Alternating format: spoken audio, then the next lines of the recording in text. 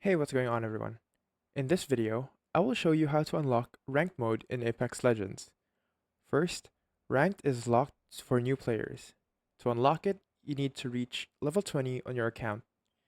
This helps make sure players have the basic experience before jumping into competitive matches. To level up faster, play matches consistently. Try to survive longer, get kills or assists, and play with friends because party XP bonuses help you level up quicker. You can also complete challenges like your dailies and weeklies to gain more XP. Playing different modes like trios or freestyle all count towards leveling your account.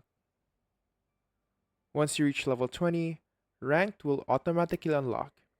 You'll see ranked leagues option appear in your game mode selections. After that, you can queue up, play placement matches, and start climbing from rookie all the way up to Apex Predator. And that's it. Just reach level 20 and ranked is yours.